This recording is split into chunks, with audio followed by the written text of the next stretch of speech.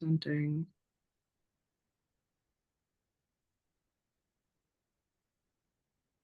Or sharing.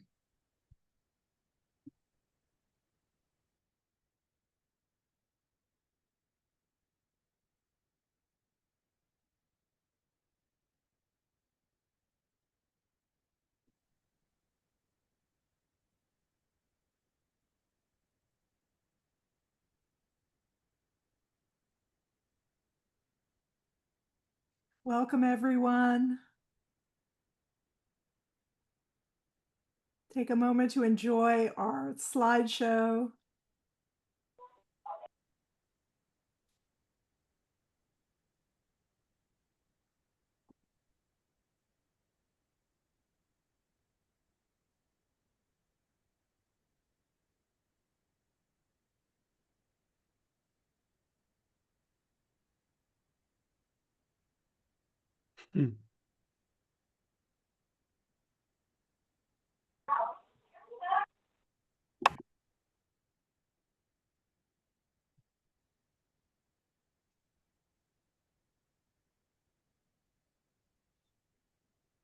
Who's on that one?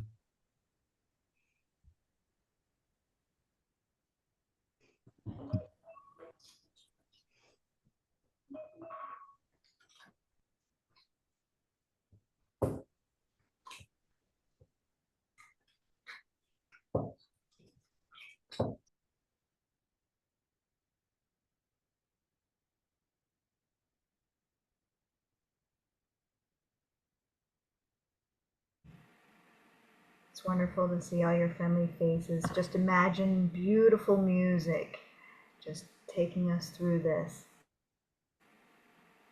slideshow.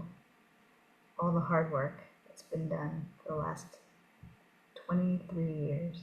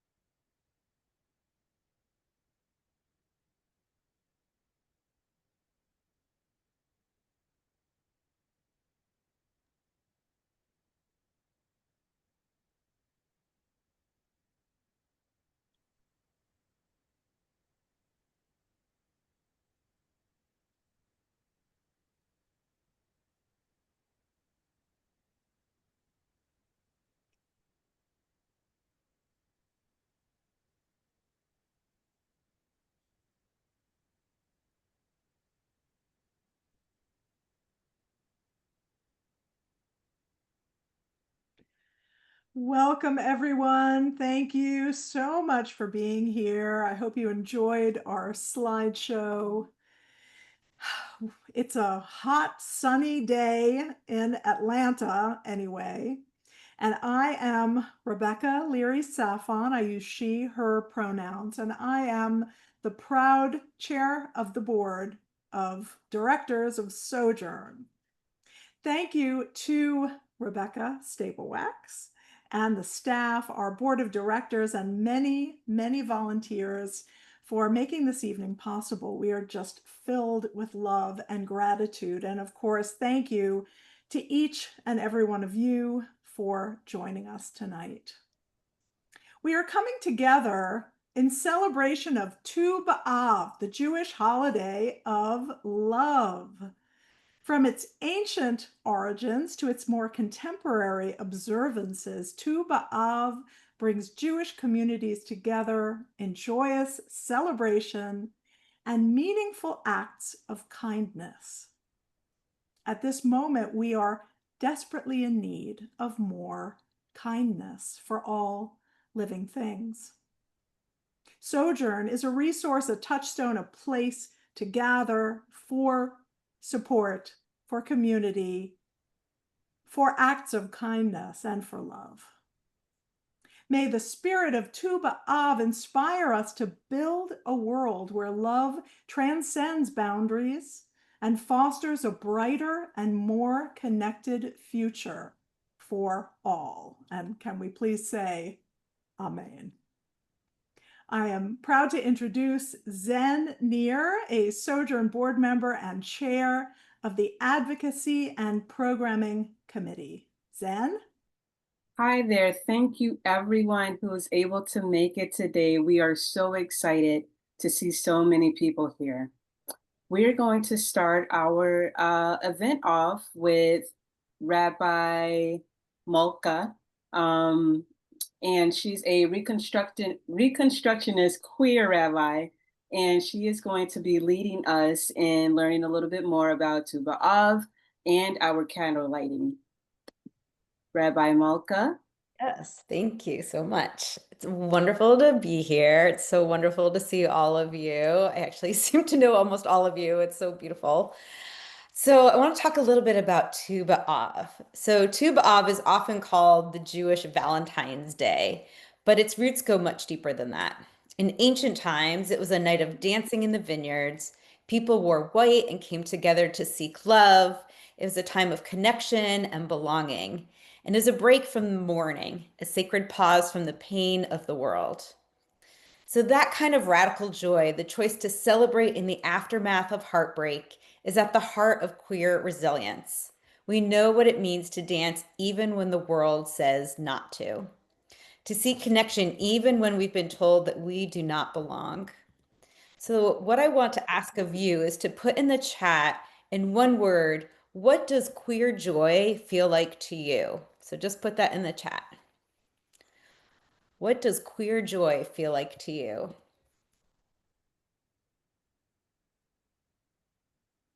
So I see freedom, resistance, family, euphoria, being able to choose who my family is, belonging. Oh, wow, it's going so fast now. You guys are amazing. Acceptance, fellowship, equality, serving nail polish. I'm not sure what that meant, but that sounds amazing. Serving like femme, I don't know. Boundless joy. So, right, we all know about queer joy and what it feels like. And in this community, we are just creating it in this moment. So I want us to hold on to that for today. So Tu B'Av comes just after Tisha B'Av, which is a day of destruction, exile, and deep grief. The contrast is powerful, from mourning to dancing, from loss to love. This arc mirrors our lives as queer Jews. Many of us have had to rebuild after rejection, after silence, after invisibility, and still we show up.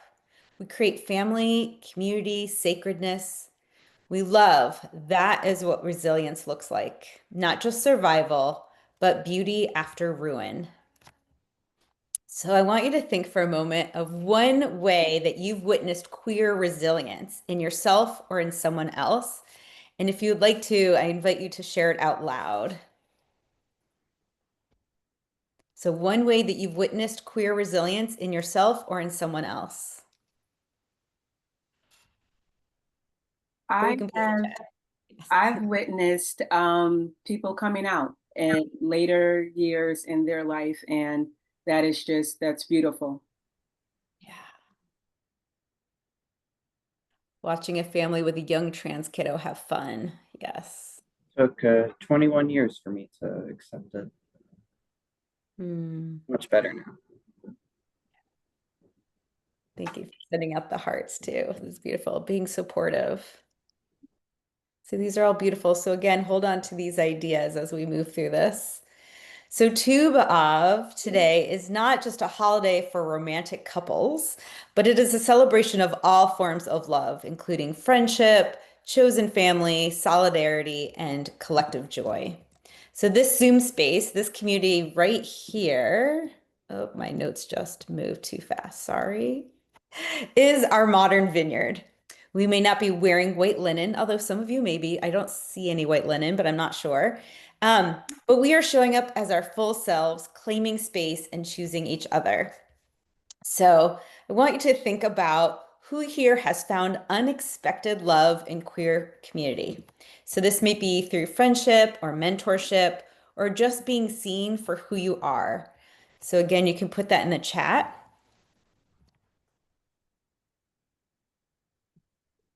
So who here has found unexpected love in queer community? And this again could be through friendship, mentorship, or just being seen for who you are. And you can put that in the chat. Community, your work, participating in a trans non-binary book club. I found Sojourn, yay! All three of my best friends that I have known for decades, right? So these are all beautiful answers. Thank you. So Tu B'Av teaches us that love is sacred, love is holy, joy is holy, and we are not meant to grieve forever. We are called to dance. For queer Jews and our beloveds and our allies and our communities, this is an act of resistance. To love ourselves and each other visibly, fiercely, and without shame. This is how we survive and how we thrive. May this Tu B'Av remind us that joy is a part of healing, it's part of justice, and it's part of being alive. Let us take a deep breath together, in and out, and honor queer joy. So I'm going to pass on to Rose, who is our Communications and Legislative Affairs Coordinator, to talk about where we are with current LGBTQ plus in the LGBTQ, oh my gosh, LGBTQ plus landscape and the joys in this political moment. Thanks. Thank you so much, Rabbi Malka. That was very grounding and inspiring. I am going to share my screen real quick as we move from, a little bit more of the spiritual to the tangible. But we're still going to keep it focused on joy and love and good stuff. We're going to talk about some victories and joys that have occurred in sort of the legislative and advocacy landscape. And then we're going to also talk about how Jewish communities can be part of the work of meeting the political moment that we are in.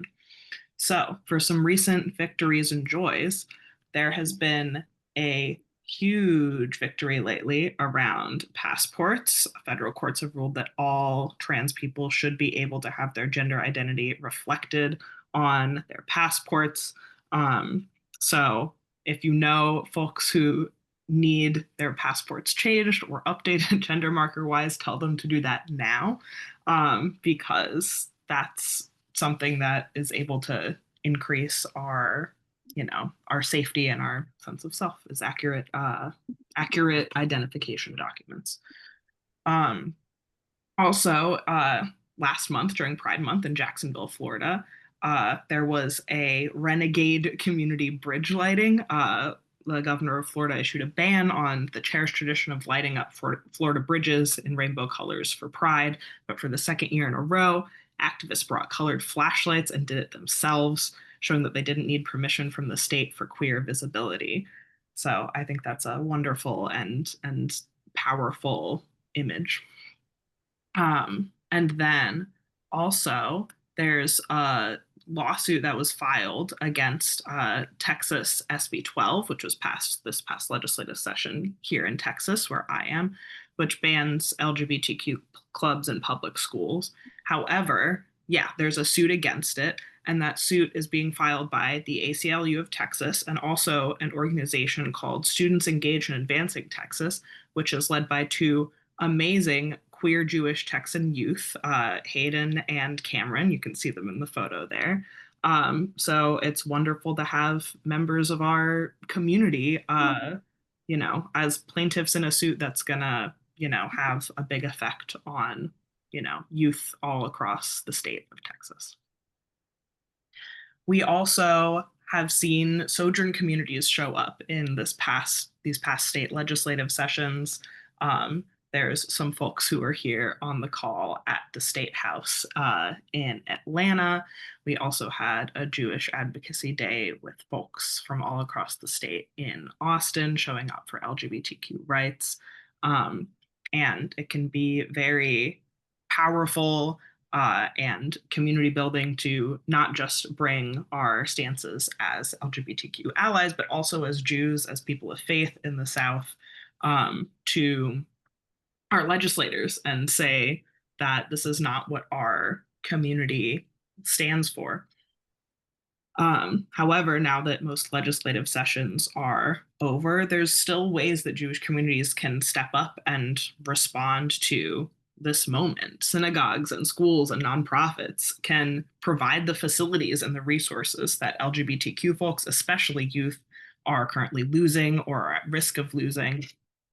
So, for example, Texas currently has legislation on the books pending that lawsuit that ban GSAs in public schools. Synagogues can start GSAs.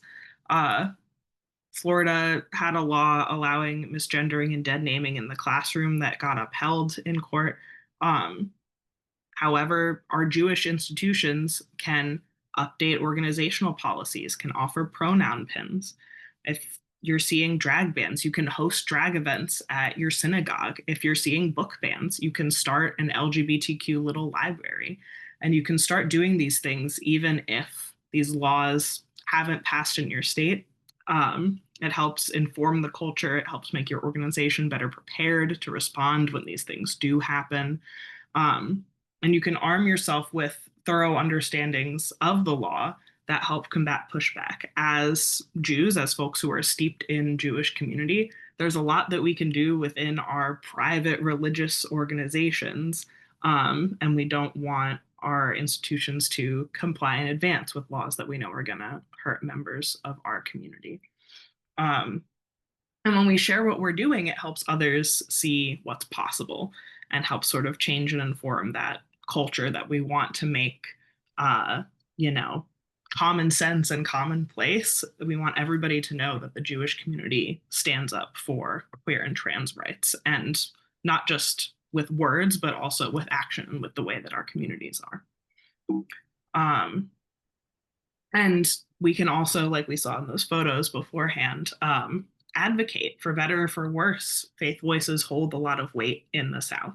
And as Jews, especially as a minority religion in a lot of the places where we are, it can be powerful to say, hey, the faith voice in advocacy is not a monolith, and we can stand in interfaith coalitions and, really use that power that we have to stand up for queer and trans folks.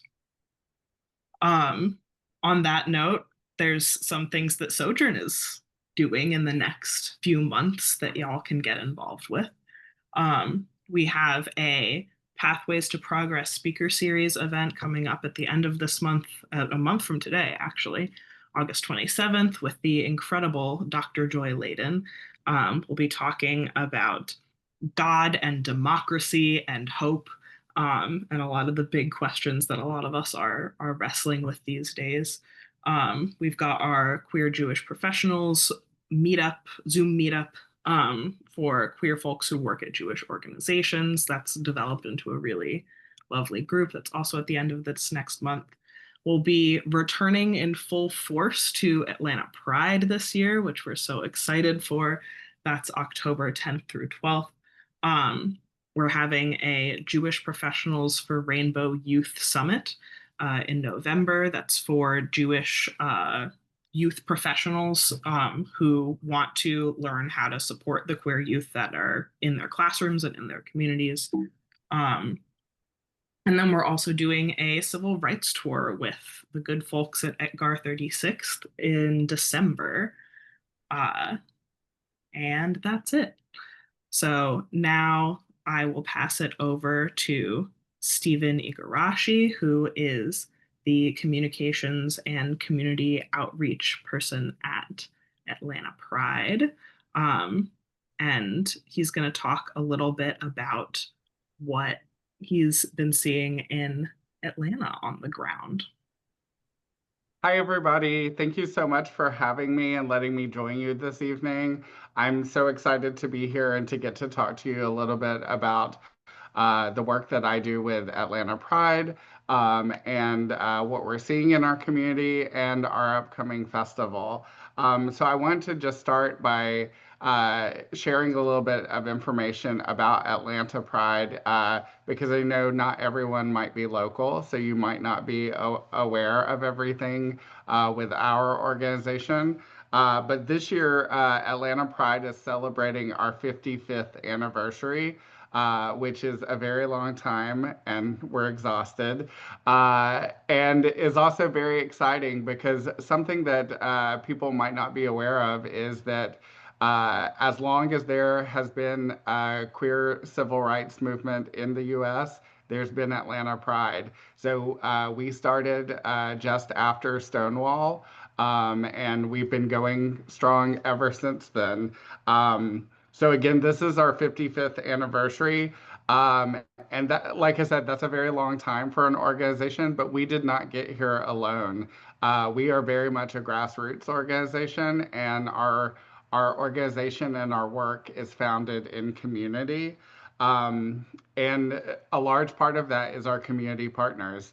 And Sojourn is one of our amazing community partners. And we have a long history of working together in many different capacities.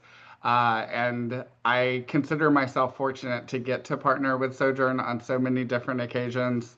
Um, and I told my boss today in a meeting that Rebecca Staplewax is one of the people in the community that pretty much anything she asks me, I am going to say yes to with no consideration. I just want to make it happen because uh, she is just such an amazing community partner for not only for our organization, but for me personally. I am pleased to get to call her a friend. Um, with this year, with our 55th anniversary, our theme this year is rooted in resistance. And when we came to our theme, we of course were considering the historic nature of it being our 55th anniversary, but we were also really looking at where we are currently in our political climate, where we are here in Atlanta and in Georgia as a state, where we are nationally, where we are globally. And all of those things really influenced our choice of a theme. And I think that our theme this year is two things. It's a call back to our history, and to remember where we've come from and to remember what our roots are and where we started. But as much as it is a call back, it is also a call forward. And I think what we are seeing currently is that a lot of us, myself included, feel overwhelmed, and that we feel a lot of anxiety and a lot of stress. And I have often felt recently like I'm drowning. And I think that we need to remember that the attacks that our community are facing are nothing new.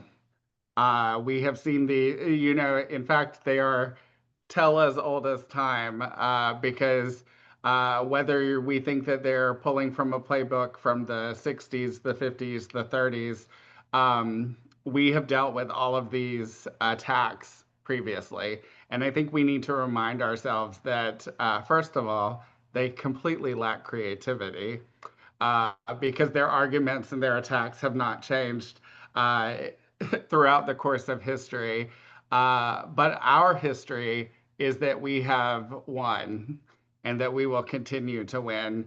But our advancement, our victory, requires all of us working together.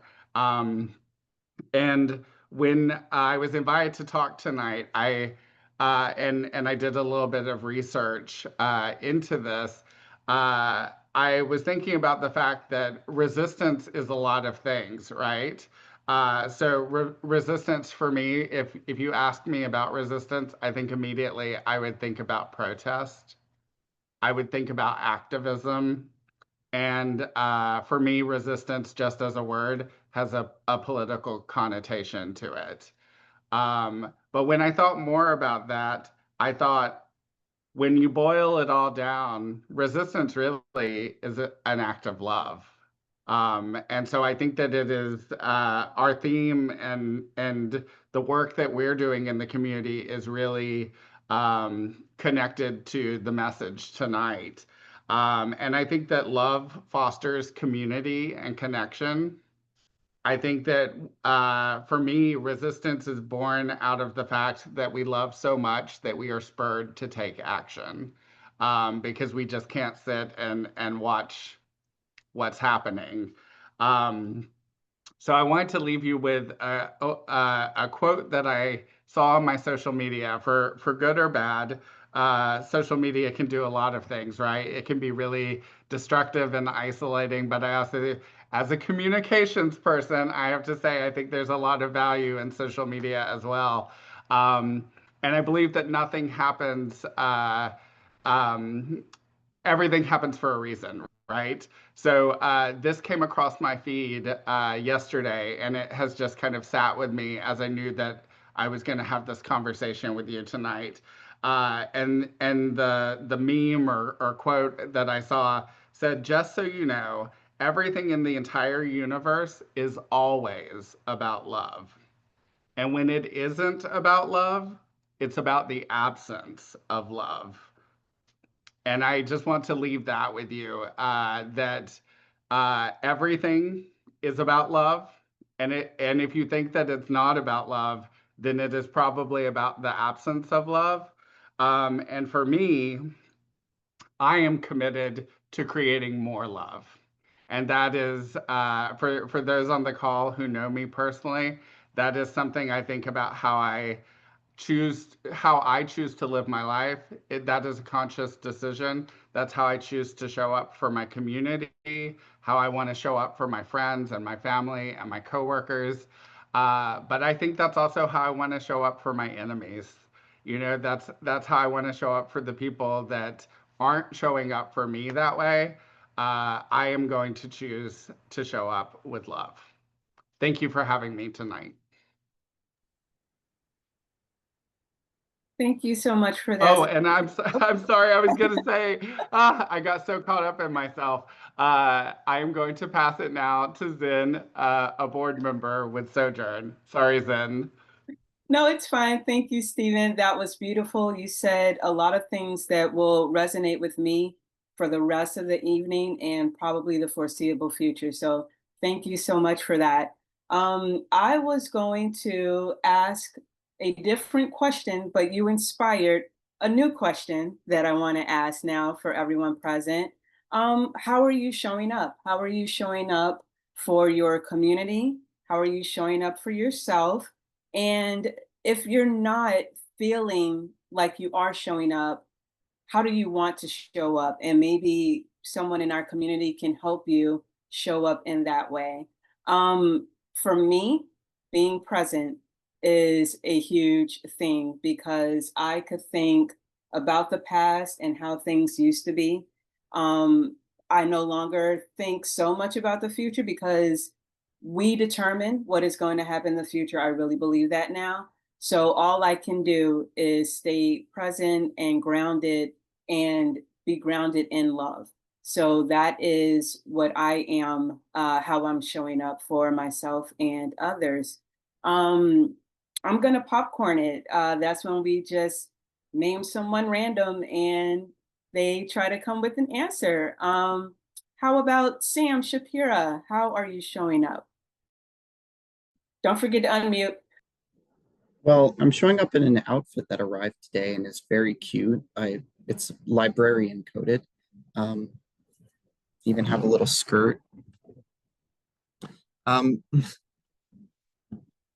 But I mean, I'm showing up by being there for the community, being there as a source of knowledge, as a person who studied politics and has read a lot of books on the ways that fascism works. I'm constantly trying to inform people on what the tactics are being used.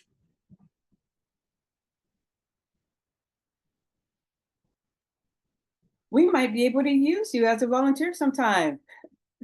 Do you want to popcorn it to someone else? Just a random person? Uh, Jessica Handler. Thank you, Sam. Thank you, Zen. Mickey and I were just talking about that we show up, what, by being authentic? Yes. With ourselves and our friends and the people around us, by being authentic to what we need and what they need and want. Does that work? Works for me. I want to popcorn it to Rabbi Malka. Thank you. How am I showing up? Gosh, in so many ways, right? Just being here this evening is the first thing that came to my heart, of like just being in community and hearing the updates and feeling connected and feeling nourished by the work that Sojourn does is a really big one. Are we still popcorning? Do you want me to popcorn some more? Yes. Okay, Jody. Thank you. Can y'all hear me? Yes. Okay. I am showing up as I constantly try to do, which is combating fear and terror with constant checking in with joy with my loved ones. It's like we have this ongoing like WhatsApp chat where like no politics stuff is allowed. It's just like, what was your joy today? What was outside of all of this inundation that is trying to make us all feel small and useless and worthless, which we all have too much work and we can't do that. So we have too much work to do to be that way. So every day it is a push because there's something new that comes out to drown out the joy, to let that fear start creeping in.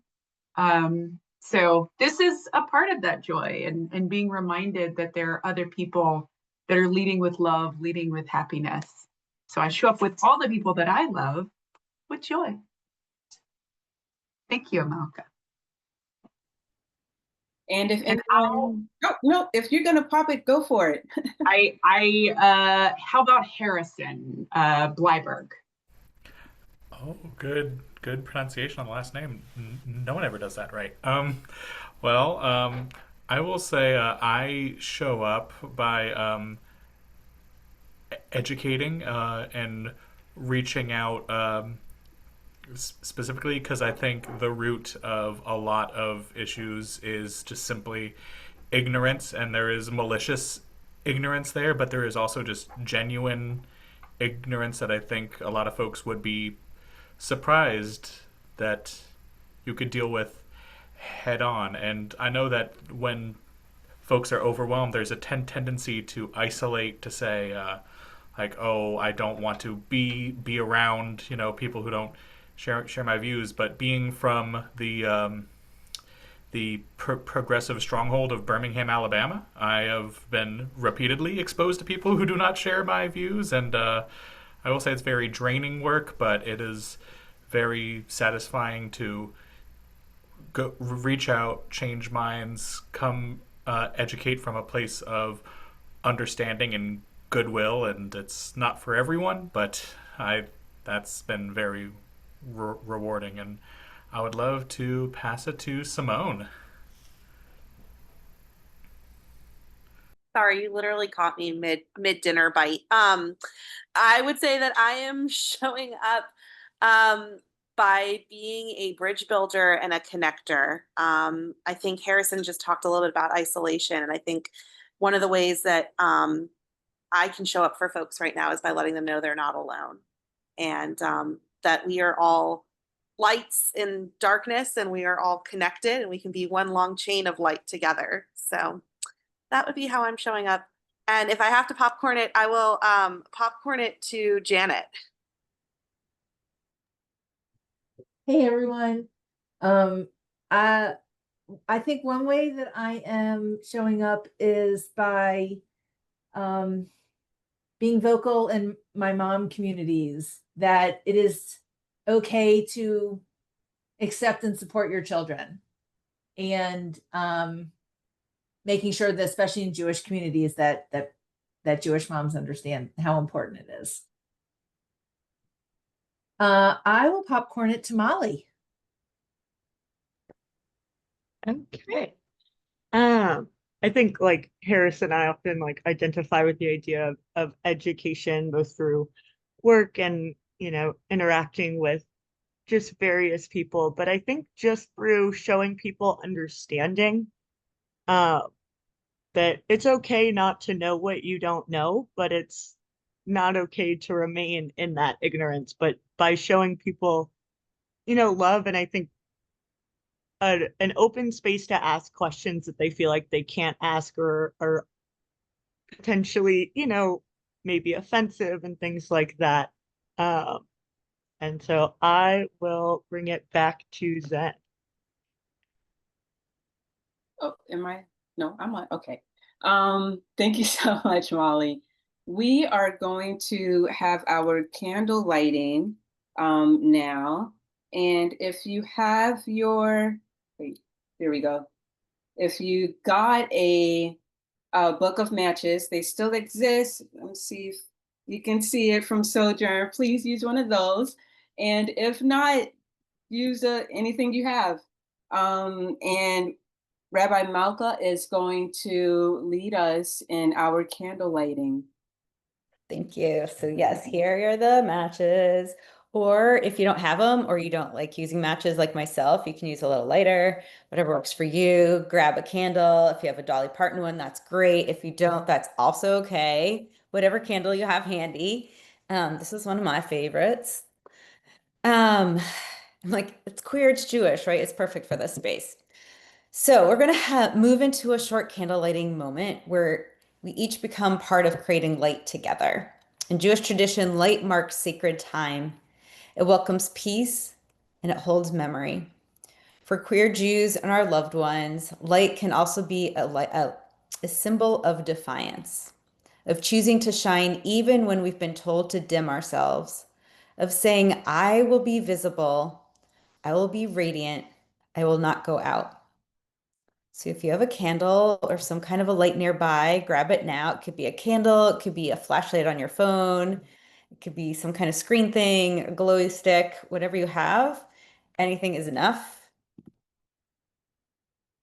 Give everyone a moment to get that ready. And we're going to light together, not just in silence, but with intention. So as we light our candles or turn on our lights, you can either speak aloud or silently.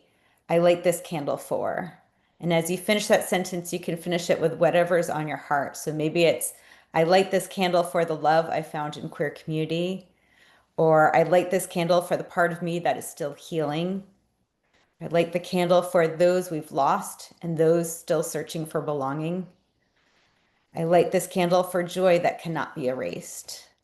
So if you want to share that out loud or in the chat, I invite you to light your candle.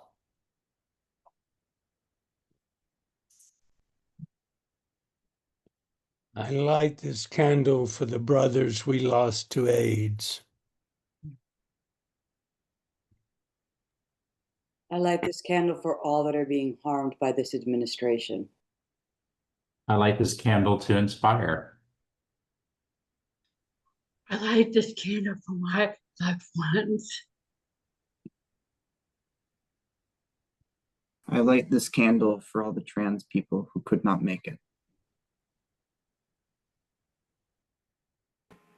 I light this candle for all the people that are going to lose hope during everything that's happening, so that may this light for hope for others.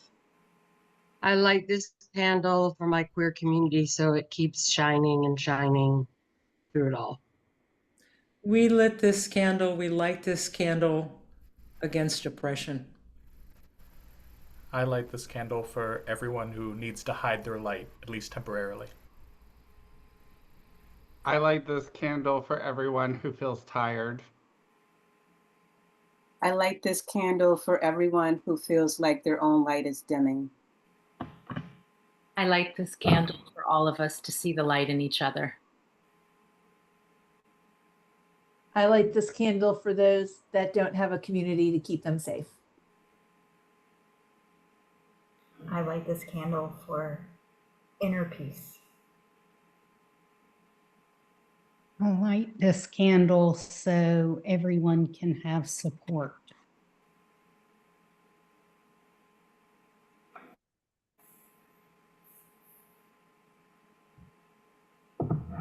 Look at all of these lights, all of these flames flickering across the screens. This reminds us we are not alone. We are part of something luminous and powerful. Brucha atya Eloheinu ruach haolam, shehechianu v'kiyimanu v'higianu lazman hazeh. Blessed are you, source of life, source of connection, source of peace, source of hope, source of joy and resilience, who has kept us alive and sustained us and brought us to this sacred moment. May these lights stay with us. May they guide us in joy. May they ground us in resilience. And may they remind us that we are each a source of sacred light. Amen. Amen.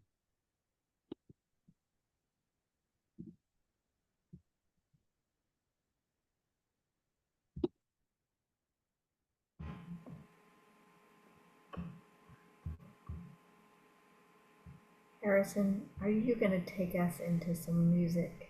I would absolutely love to. So,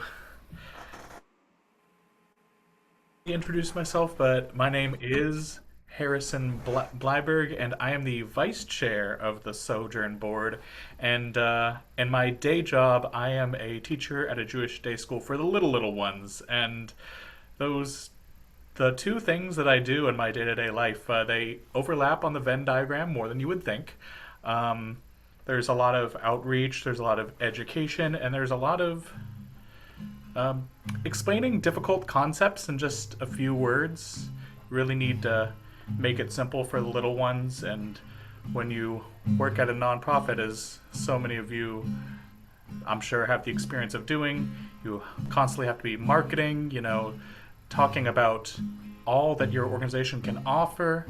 And really, as Zen was saying, as Stephen was saying earlier, I think I could boil down the work we do here at Sojourn to one thing: love. Just one, love. See how I did that? See how I did that transition? So, I have done some Zoom sing-alongs before, and unfortunately I have learned that as much as I would love for all of you to come off mute and sing so I don't have to hear my voice, I know that with latency and varying microphone qualities, I know that probably won't sound the best. So I encourage you to sing out loud wherever you are. If you have a roommate, a child, a partner in the other room, let them hear you. And with that, let's sing out for one love, one heart.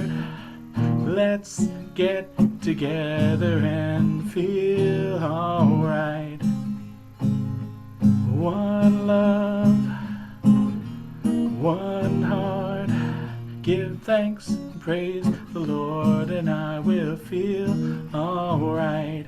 I say, and let's get together and feel alright. Now, I'm going to do just an open strumming, just the open music. And if you want to sing along, if you want to hum along, if you want to along, if you could do an air trumpet, you're welcome to do that. So, starting with one love. Now you.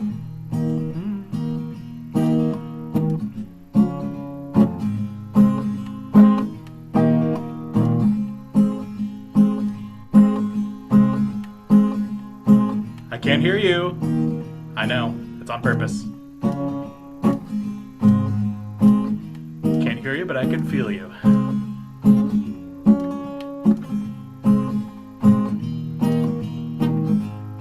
All right, I know I wish I could hear you all, but I could definitely feel you, so one more time all together. One love, one heart.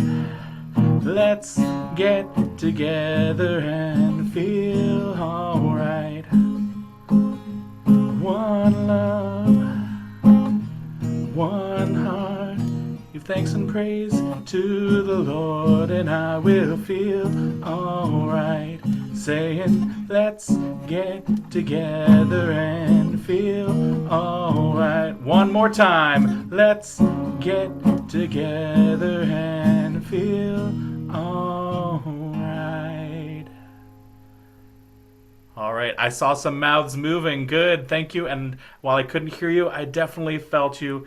Thank you so much for being a part of this amazing time, this amazing just little bit of community we could find on this late weekend day. So I think I'm going to pass it on to, I believe, Zen to close us out for this evening. Yes, thank you. That was beautiful. I am of an age where I listen to music while I clean, and you inspired me to go do some cleaning. So that's going to happen this evening. I want to remind everyone, I had to write it down because we have so many things coming up. We have the Pathways to Progress with Joy Layden on August 27th, our Queer Jewish Prose on August 28th, Atlanta Pride, October 10th through the 12th, the Jewish Professionals for Rainbow Youth Summit, November 11th, Edgar 36 Civil Rights Tour, December 6th, and our ongoing Lighting the Way campaign. Thank you all so much for being here. I can't believe how many participated, and I am so grateful for you taking the time to come up and spread your light and spread your love. It is so appreciated. Thank you. I'm going to pass it over to Rebecca Leary Safon to close us out. Zen, I think you said it all, or almost all, because I have the great joy of and the honor of announcing that we are going back to the future for POP 2026. So please mark your calendars for Purim Off Ponce, March 21st, 2026, at the supermarket in Ponce Highlands. It is a hip art space, not a grocery store. And more details will follow. Thank you to everyone who participated with so much love. The light in me sees the light in you. Thank you for being here. And please don't forget to share our Lighting the Way campaign, because without you, without our support, we can't do the programs. Thank you and good night. Good night. Yasher Koach. Thanks. I know. Thank you. Wow. Bye.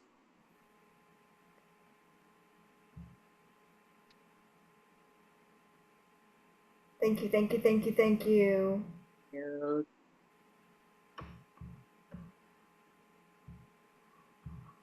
So many new names. I'm excited to meet them at some point. Yes.